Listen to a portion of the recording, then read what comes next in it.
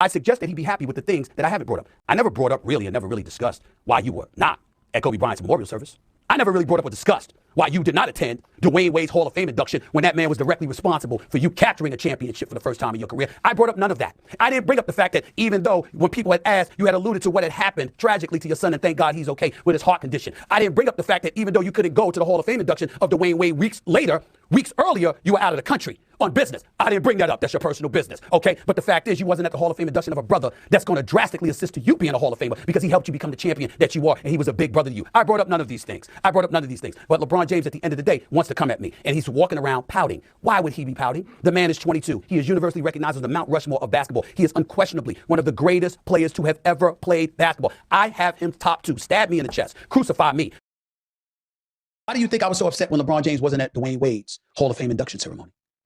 I still can't believe that wasn't a big enough story. It's supposed to be your brother. Now I understand.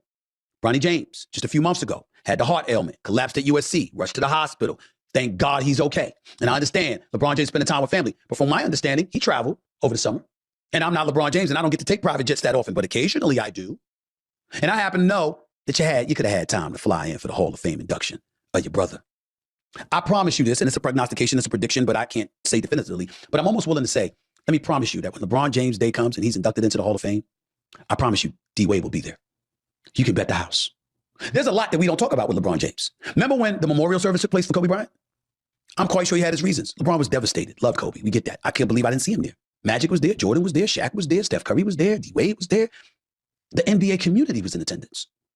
We didn't see LeBron James.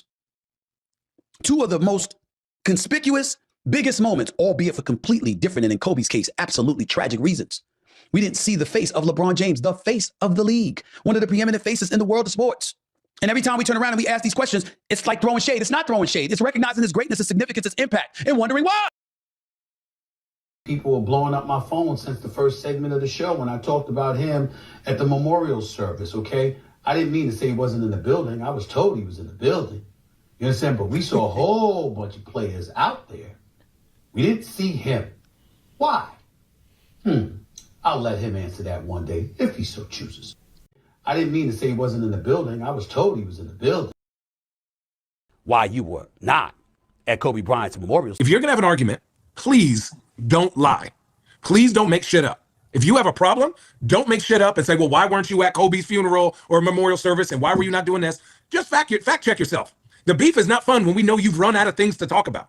I think this whole thing is hilarious personally, but to bring up a memorial service and then to bring up another thing about D-Wade and Bron and why he ain't doing this, just ask somebody, where was LeBron James at?